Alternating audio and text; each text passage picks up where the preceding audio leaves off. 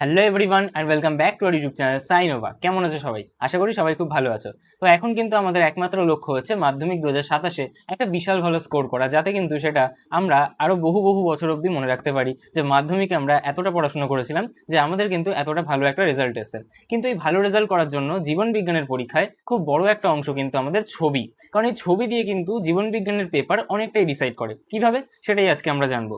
সবার প্রথম তো আমি যদি প্যাটার্নের কথা বলি, তাহলে আমাদের জীবন বিজ্ঞানের পেপারে কিন্তু আমাদের মোট 6খানা 5 নম্বরের প্রশ্ন থাকে, যেরকমটা তোমরা এই প্যাটার্ন থেকে লক্ষ্য করতে পারছো। ঠিক আছে, তো এই যে আমাদের মোট দেখো প্রত্যেকটা চ্যাপ্টার থেকে একটা একটা করে, এবং লাস্ট প্রত্যেকটা ইউনিট থেকে একটা একটা করে, এবং লাস্ট আমাদের 5th ইউনিট থেকে কিন্তু দুটো আমাদের 5 মার্কসের কোয়েশ্চেন থাকে। এইবার এই ক্ষেত্রে আমাদের এই 6খানা মোট যে আমাদের 5 নম্বরের প্রশ্ন, তার মধ্যে একটা 5 নম্বরের প্রশ্ন থাকবে আমাদের 1 5 মার্কস কোয়েশ্চেন, সেটা কিন্তু আমাদের থাকবে ডায়াগ্রাম ওরিয়েন্টেড। ঠিক আছে, এবার তার মধ্যে কি থাকে, তার মধ্যে 2 নাম্বার আমাদের থাকবে কিসের জন্য, 2 নাম্বার থাকবে আমাদের 4টে লেভেলিং এর জন্য। 2 নাম্বার থাকবে আমাদের 4টে লেভেলিং এর জন্য, অর্থাৎ এক একটা লেভেলিং এর জন্য কিন্তু 0.5 মার্কস করে অ্যালোকেট করা হয়, এবং 3 মার্কস কিন্তু থাকবে তোমার ছবিটা আঁকার জন্য। ঠিক আছে, তাহলে মোট কিন্তু আমরা এইভাবে পাই আমরা 5 নাম্বার। ঠিক আছে, তাহলে এই 5 নাম্বার কিন্তু আমাদেরকে সিকিউর করতে হবে। তাহলে কি কি ছবি তার জন্য প্র্যাকটিস করবো সেটা আগে আমি বলে দিই। তাহলে সবার প্রথম প্রশ্ন, যে আমাদের মাধ্যমিক 2027-এর জন্য কোন ছবিগুলো কিন্তু এইবার আসার চান্সেস সব থেকে বেশি, সেটা আমরা এখন থেকেই তাহলে প্র্যাকটিস করবো, যাতে আমরা কিন্তু আমাদের টেস্ট পরীক্ষা এবং মাধ্যমিক 2027-এ সেই ছবিটাকে খুবই সুন্দরভাবে কিন্তু পরীক্ষার খাতায় নামাতে পারি। ঠিক আছে, যাতে আমাদের 5 নম্বরের মধ্যে কিন্তু পুরো 5 নাম্বার আসে। ঠিক আছে, আচ্ছা, প্রথম হচ্ছে মানুষের কিন্তু অক্ষিগোলকের ছবি। তো অক্ষিগোলকের যে আমাদের লম্বচ্ছেদ, সেই লম্বচ্ছেদের ছবিটা আমাকে কিন্তু ভালো করে প্রিপেয়ার করতে হবে, কারণ এইটা আসার চান্সেস কিন্তু 99.99%। 2027-এর যে মাধ্যমিক পরীক্ষা, তাতে কিন্তু ধরেই নাও যে চোখের ছবিটা কিন্তু আসছেই। এবার দুটো করে প্রশ্ন দেওয়া থাকবে, তার মধ্যে যে কোনো একটা কিন্তু আমাকে করতে হবে। ঠিক আছে, তাহলে আমাদের ছবি দুটো দেওয়া থাকবে, তার মধ্যে যে কোনো একটা করতে হবে। তাহলে এই চোখের ছাড়া আর কি কি ছবি আমি করব, কারণ যদি বাই চান্স নাও চলে আসে, আসবে 99%ই চলে আসবে। ঠিক আছে, না আসলে তাহলে ঠিক আছে, পৃথিবী তাহলে বদলে যাচ্ছে। ঠিক আছে, ওই একটা কাকা বলে গেছিল না, 26 মে তো দুনিয়া খতম হয়ে, তো 27-এ মাধ্যমিক খতম হয়ে যাবে তাহলে। ঠিক আছে, আচ্ছা, তাছাড়া যদি চোখের জায়গায় অন্য ছবিগুলো আসে, বা অন্য ছবিগুলো আমি আর কি কি প্র্যাকটিস করে যাব, যদি বাই চান্স চোখ না চলে আসে, এই 0.1% চান্স আমি কেন ছেড়ে যাবো, সেটা হচ্ছে আমাদের প্রতিবর্ত পথ, আমাদেরকে রিফ্লেক্স আর্ক কিন্তু আমি ভালো করে প্র্যাকটিস করে যাবো। ঠিক আছে, তাহলে আমরা এছাড়া দেখবো হচ্ছে আমাদের রিফ্লেক্স আর্ক।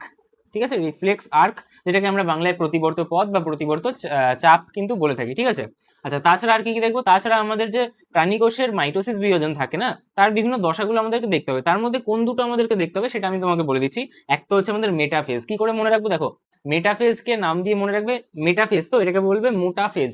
মোটাফেজ মানে কি, ক্রোমোজোমগুলো একদম স্পষ্টভাবে ভিজিবল হয়, অর্থাৎ দেখো ক্রোমোজোমগুলো একদম স্পষ্টভাবে কিন্তু ভিজিবল হচ্ছে। ঠিক আছে, এরকম ভাবে ক্রোমোজোম গুলো স্পষ্টভাবে ভিজিবল হচ্ছে। ঠিক আছে, সব থেকে স্পষ্টভাবে এই মেটাফেজ দশাতে কিন্তু ক্রোমোজোম গুলোকে আমরা মাইক্রোস্কোপের আন্ডারে দেখতে পাই। ঠিক আছে, এইবার এগুলো কি হয়, ধরো এটা আমাদের পুরো কোষ একদম মিডিলে চলে আসে। ঠিক আছে, তাই মাঝ বরাবর কিন্তু চলে আসবে, যে জায়গাটাকে আমরা কি বলি, এটা বিষুব অঞ্চল বলি বা ইকুইটোরিয়াল প্লেট বলি। ঠিক আছে, তো এই জিনিসগুলো আমাদেরকে একটু দেখতে হবে। এখান থেকে আমাদের কি থাকে, সেন্ট্রোজোম থাকে। ঠিক আছে, সেন্ট্রোজোমের ভিতর সেন্ট্রিওল। ঠিক আছে, সেই সব জিনিস মার্কিং গুলো কিন্তু আমাদের করতে দেবে, সেগুলো আমাদেরকে সঠিকভাবে করতে হবে। তাহলে একটা হচ্ছে মেটাফেজ, দ্বিতীয়ত আমরা দেখবো অ্যানাফেজ। তাহলে আর কি দেখবো, আর দেখবো হচ্ছে অ্যানাফেজ। প্রাণী কোষের জন্য দেখলেই হবে, উদ্ভিদ কোষ দেয় না। ঠিক আছে, তাহলে প্রাণী কোষের জন্য মেটাফেজ, প্রাণী কোষের জন্য অ্যানাফেজ, এই দুটো তোমরা যদি দেখে যাও তাহলেই কিন্তু হয়ে যাবে। তাহলে মোট আমি তোমাদেরকে 4টে ছবি করতে বললাম। আচ্ছা, অ্যানাফেজ কি করে মনে রাখবো, অ্যানাফেজ নামটা কি হচ্ছে অ্যানাফেজ, তাই তো। এই যে এ দিয়ে অ্যানাফেজ, এ দিয়ে মনে রাখো আলাদা আলাদা হয়ে যায়, এ দিয়ে কি হবে, আলাদা আলাদা। তাহলে ক্রোমোজোম গুলো দেখো কি হবে, স্প্লিট হয়ে যাচ্ছে, আলাদা আলাদা হয়ে যাচ্ছে। তাহলে আগে যে ক্রোমোজোমটা মেটাফেজে কি ছিল, এরকম ছিল। ঠিক আছে, এইবার কি হচ্ছে, এই ওপরের পার্টটা আলাদা হয়ে যাচ্ছে, আর এই নিচের পার্টটা আলাদা হয়ে যাচ্ছে। ঠিক আছে, এটা অ্যাকচুয়ালি উল্টো হতো, এরকম ভাবে হতো, আর এইটা এরকম ভাবে হতো। ঠিক আছে, তাহলে এরকম হয়ে যাবে, এরকম হয়ে যাবে, মানে ওই ভাগগুলো কি হচ্ছে, ক্রোমোজোমটা আমাদের মাঝ বরাবর স্প্লিট হয়ে যাচ্ছে। ঠিক আছে, এখানে অনেকের একটা প্রশ্ন থাকে, কাইনেটোকোর কোন জায়গাটা, দেখো এটা আমাদের সেন্ট্রোমিয়ার। তো এই সেন্ট্রোমিয়ারে যেখানটায় এসে আমাদের একটা আমাদের বেমতন্তু যুক্ত হলো, যেই জায়গাটায় যুক্ত হলো ওই জায়গাটাকে আমরা বলি কাইনেটোকোর। ঠিক আছে, তো এই সেন্ট্রোমিয়ারটা স্প্লিটিং হয়ে যায় তখন, যখন আলাদা আলাদা হচ্ছে। তাহলে একটা এরকম স্প্লিটিং হয়ে গেল, একটা এরকম স্প্লিটিং হয়ে গেল।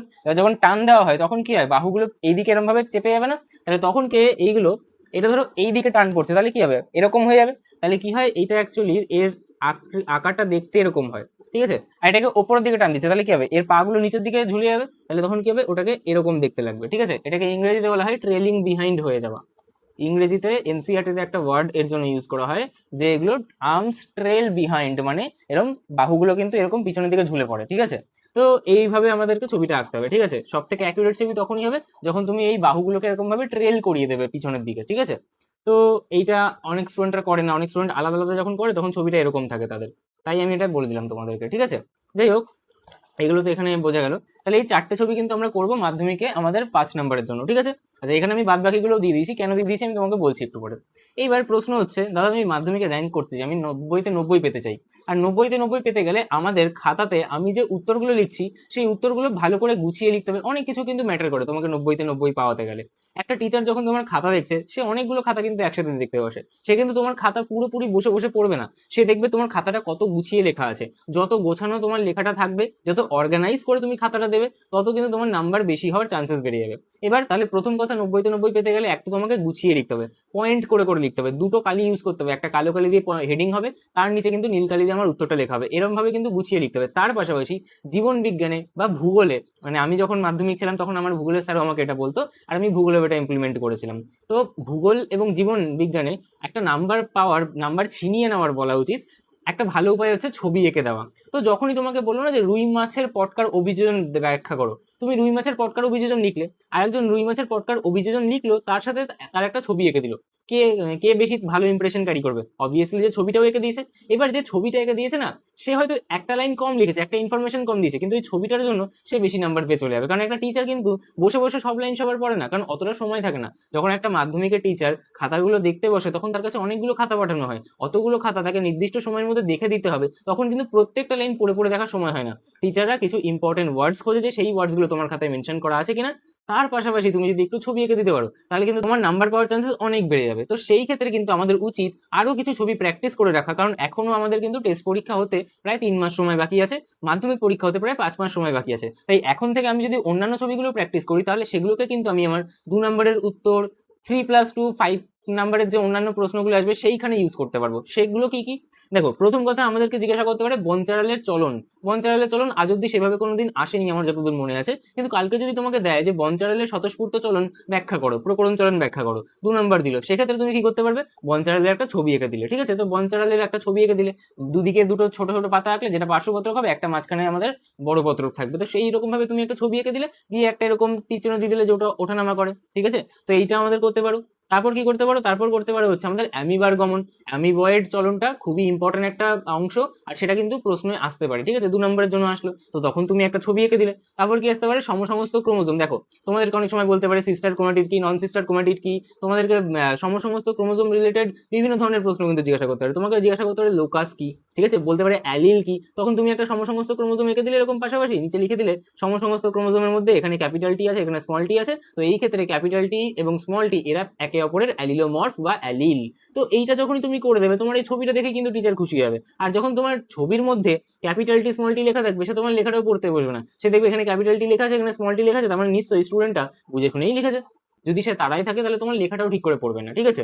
আচ্ছা, তারপর আচ্ছা, এইটার মাধ্যমে আমি কখনোই বলছি না যে তুমি ছবি এঁকে দেবে তাহলেই নাম্বার পেয়ে যাবে, বা তুমি কম পড়াশোনা করো তুমি ছবি এঁকে দেবে তাহলেই নাম্বার পেয়ে যাবে, এইসব আমি শেখাচ্ছি না। তুমি এখন ভালো করে পড়াশোনা করবে, যাতে তুমি সেই জিনিসগুলোকে ভালো করে শিখতে পারো, ভবিষ্যতে ইমপ্লিমেন্ট করতে পারো। আর এখন তুমি ক্লাস 9-10-এ যেভাবে পড়াশোনা করবে, সেগুলোই কিন্তু তোমার ভিত্তি স্থাপন করবে 11-12-এর জন্য। আমি শুধু তোমাকে বলছি যে তুমি কিভাবে নিজের খাতাকে আরো পারফরমেটিভ করতে পারবে, যাতে কিন্তু তোমার যে রেজাল্টটা হবে সেটা কিন্তু ম্যাক্সিমাম হতে পারবে, সেটাকেও আমি বলছি। তারপর হচ্ছে প্রাণী আর উদ্ভিদ কোষের সাইটোকাইনেসিস। দেখো, এইটা খুব ইম্পর্টেন্ট একটা প্রশ্ন, যে প্রাণী কোষের সাইটোকাইনেসিস এবং উদ্ভিদ কোষের সাইটোকাইনেসিসের মধ্যে একটা পার্থক্য লেখো, বা এরকম আলাদা করে জিজ্ঞাসা করতে হবে যে প্রাণী কোষের সাইটোকাইনেসিস ব্যাখ্যা করো। তো সেই ক্ষেত্রে তুমি যদি একটা ছবি এঁকে দাও, নাম্বার কাটার চান্সেসই থাকবে না, যদি বাকি পয়েন্টগুলো তোমার ঠিকঠাক থাকে। আচ্ছা, তুমি বাকি পয়েন্ট পুরো ভুলভাল লিখেছো আর ছবিটা ঠিক করেছো, তাহলে কিন্তু তখন নাম্বার পাওয়ার চান্সেস কমে যাবে, কারণ তুমি যদি সবকিছুই ভুল লেখো, তাহলে কিন্তু টিচার চোখে পড়েই যাবে, ঠিক আছে, তাদের একটা অভিজ্ঞতা আছে। তারপর বলছে সেন্ট্রোমিয়ারের অবস্থান অনুযায়ী বিভিন্ন রকমের কিন্তু ক্রোমোজোম, ঠিক আছে। আচ্ছা, এখানে ক্রোমোজোমটা এটা একই পয়েন্টে হতো, পরের পয়েন্ট হয়ে গেছে। তো এটা হচ্ছে সেন্ট্রোমিয়ারের অবস্থান অনুযায়ী বিভিন্ন প্রকারের ক্রোমোজোমের কথা এখানে বলা হচ্ছে, ঠিক আছে। বিভিন্ন প্রকার ক্রোমোজোম, ক্রোমোজোমটা পরের লাইনে চলে গেছে আর অন্য পয়েন্ট হয়ে গেছে, যাই হোক। তারপর হচ্ছে বিভিন্ন প্রকার অযৌন জনন পদ্ধতি। এটা তো ভেরি ভেরি ইম্পর্টেন্ট, ঠিক আছে, কারণ তোমাকে আলাদা করে বলতে পারে যে বিভাজন পদ্ধতি ব্যাখ্যা করো, তোমাকে বলতে পারে যে পাইরোগাইডের খণ্ডীভবন ব্যাখ্যা করো, তোমাকে বলতে পারে যে অ্যামিবার দ্বিবিভাজন ব্যাখ্যা করো। তখন তুমি কি করবে? উপরে উত্তরটা লিখলে, তারপর নিচে একটা ছবি এঁকে দিলে, তাহলে পুরো নাম্বার কিন্তু একদম কনফার্ম হয়ে যাবে, ঠিক আছে। এইভাবে কিন্তু খাতাগুলোকে আমাকে ভালো করে সাজিয়ে গুছিয়ে দিতে হবে, তাহলেই কিন্তু আমি 90-তে 90 পেতে পারবো, ঠিক আছে। আচ্ছা, তারপর হচ্ছে জোড় কলম বা গ্রাফটিং। দেখো এইখানে কিন্তু একটা ছবি আঁকা যায়, অনেকে কাটিং এর ক্ষেত্রেও ছবি এঁকে দেয়, কিন্তু কাটিংটা কিভাবে আর ছবি আঁকবো, ওখানে একটা কাঁচি দিয়ে একটা কাটছি, তাহলে কি কাঁচি আঁকতে বলবো? তো ওইখানে ছবিটা অতটা মানায় না, কিন্তু জোড় কলম বা গ্রাফটিং এ কিন্তু খুব ভালোভাবে মানায়। তাই জোড় কলম বা গ্রাফটিং এর আমি একটা বেসিক যে এক্সাম্পল থাকে সেইটা কিন্তু আমি অ্যাজ আ ছবি নিচে এঁকে দিতে পারি। তারপর স্বপরাগ যোগ ইতর পরাগ যোগ, এটা কিরকম? এটা কিছুই না, এটা ধরো তুমি এদিকে একটা গাছ আঁকলে, নর্মাল একটা ফুল আঁকলে, তার পাশে আরেকটা গাছ আঁকলে, একটা ফুল আঁকলে, এখান থেকে একটা তীর চিহ্ন দিয়ে দিলে এরকম, একে তুমি বললে যে এটা হচ্ছে ইতর পরাগ যোগ, আর নিজের ফুলের মধ্যে আসছে সেটা স্বপরাগ যোগ, অথবা নিজের গাছেরই অন্য ফুলের মধ্যে আছে তখন তাকে আমরা বলবো কি স্বপরাগ যোগ। তো এই দেখবে এরকম একটা ছবি তোমাদের বইতে, সাঁতরার বইতে দেওয়াও রয়েছে। তো এরকম সামান্য একটা যদি তুমি ছবি এঁকে দিতে পারো তাহলেই কিন্তু হবে। তুমি এখন বসে বসে কিন্তু একটা ছবি পুরো ড্র করতে যেও না, একটা গাছ আঁকলে একদম খুব ভালো করে, তারপর তার মধ্যে একটা খুব ভালো করে ফুল আঁকছো, এসব বলছি না, আমি বলছি রাফলি আঁকো কিন্তু নিচে এঁকে দাও। কারণ এটা আসতেই পারে যে স্বপরাগ যোগ ইতর পরাগ যোগ কি, তখন নিচে তুমি একটা যদি ছবি এঁকে দাও সংজ্ঞা দেওয়ার পর, উদাহরণ দেওয়ার পর, তাহলে কিন্তু নাম্বার কাটার জায়গা থাকবে না। তারপর হচ্ছে উদ্ভিদের দিনিশেক পদ্ধতি, এটা কিন্তু ভেরি ভেরি ইম্পর্টেন্ট। এই ছবিটা কিন্তু ভালো করে প্র্যাকটিস করবে। তোমাকে যদি জিজ্ঞাসা করে, তোমাকে যদি 3 নাম্বার দেয়, ধরো 3+2 এর প্রশ্নে তোমার 3 নাম্বারে দিয়েছে, তাহলে তুমি যদি একটা ছবি নিচে এঁকে দাও না, তাহলে কিন্তু একদম 3 নাম্বার কনফার্ম, ঠিক আছে? লেখার পর লেখাটা ঠিক হতে হবে, ঠিক আছে? তারপরে হচ্ছে বিভিন্ন মেরুদণ্ডী প্রাণী হৃৎপিণ্ডের গঠন, এইটা কিন্তু 5 মার্কসে আসার এই বছর একটা চান্সেস রয়েছে। তো যদি আসে তখন কিন্তু তুমি যদি নিচে ছবিটা এঁকে দিতে পারো, তাহলে কিন্তু বুঝতেই পারছো। তারপর হচ্ছে রুই মাছের পটকা, যেটা আমি বললাম। তো এইরকম ছবিগুলো তুমি যদি ভালো করে প্র্যাকটিস করে ফেলো, এখন অনেক সময় আছে, এখন থেকে প্র্যাকটিস করতে শুরু করো, তাহলে কিন্তু তুমি তোমার টেস্ট এক্সামেও এটাকে এক্সিকিউট করতে পারবে এবং মাধ্যমিক 2027-এও এক্সিকিউট করতে পারবে। ফলত তোমার কিন্তু 90 আউট অফ 90 পাওয়ার চান্সেস খুবই বেশি হয়ে যাবে, ঠিক আছে? তো এখন প্রশ্ন হচ্ছে যে নিজেদের প্রিপারেশনকে আরো ভালো করবো কি করে, ঠিক আছে? দেখো কোনো একটা প্রিপারেশন আমাদেরকে ভালো করার জন্য প্রথমে তো সেই সিলেবাসটাকে ভালো করে গো থ্রু করতে হবে, সেই সিলেবাসটা ভালো করে আন্ডারস্ট্যান্ড করতে হবে। তাহলে তোমাদের ফার্স্ট স্টেপ হবে যে তোমার যে সিলেবাসটা আছে সেটা ভালো করে শেখা, সেটা ভালো করে জানা, সেটা ভালো করে পড়া। তারপর তোমাদের করতে হবে প্র্যাকটিস। তারপর তুমি প্র্যাকটিস করবে, তার জন্য ডেলি প্র্যাকটিস কোশ্চেনের শিট তোমাদের লাগবে, যেটা আমার টেলিগ্রাম চ্যানেলে দেওয়া হয়। তারপর কি করতে হবে? এইগুলো হলো তোমার প্রিপারেটরি ফেজ, যেখানে তুমি প্রিপারেশন করলে। এবার প্রিপারেশন করার পর তোমার প্রিপারেশনটা সঠিক পথে আছে কি নেই সেটা কি করে বুঝবে? তার জন্য তোমাদেরকে দিতে হবে মক টেস্ট। আর এই মক টেস্টের যোগান আমিও তোমাদের জন্য করে দিয়েছি আমাদের চ্যানেলে ফ্রি অফ কস্ট, কোনো রকমের টাকা লাগবে না, শুধু আমার চাই তোমাদের সময় এবং ডেডিকেশন। তোমাদেরকে এটা কথা দিতে হবে যে তুমি এই যে কোনো একটা টেস্ট সিরিজ কিন্তু জয়েন করবে এবং প্রথম থেকে শেষ অবধি কিন্তু সেটাকে ফলো করবে এবং সেটা কিন্তু এক্সিকিউট করবে। যেরকম স্কেডিউল দেওয়া আছে সেই স্কেডিউল অনুযায়ী কিন্তু তুমি আগে নিজেকে প্রিপেয়ার করে নেবে, তারপর কিন্তু তুমি সেই মক টেস্টটা অ্যাটেম্প করবে। তাহলেই কিন্তু তোমার 90-তে 90 পাওয়ার এই আশা, এই স্বপ্ন পূরণ হতে পারবে। তো এখানে দু রকমের টেস্ট সিরিজ দেখতে পাচ্ছ, একটা চ্যাম্পিয়ন টেস্ট সিরিজ, একটা অ্যাচিভার টেস্ট সিরিজ। কোন টেস্ট সিরিজ তোমার জন্য, কোনটা তোমার জয়েন করা উচিত, এর জন্য আমার একটা কিন্তু চ্যানেলে অলরেডি ভিডিও পাবলিশ আছে, যেটা টেস্ট সিরিজ সম্পর্কে ডিটেলসে আলোচনা করে। সেইটা একবার অবশ্যই দেখে নিও, তাহলে কিন্তু তোমারই যে দ্বিধা সেটা কিন্তু ক্লিয়ার হয়ে যাবে। তো এর স্কেডিউলটা আমি তোমাদেরকে হালকা করে দেখিয়ে দিচ্ছি, এই সমস্ত ডিটেলসগুলো সেই ভিডিওতে পেয়ে যাবে।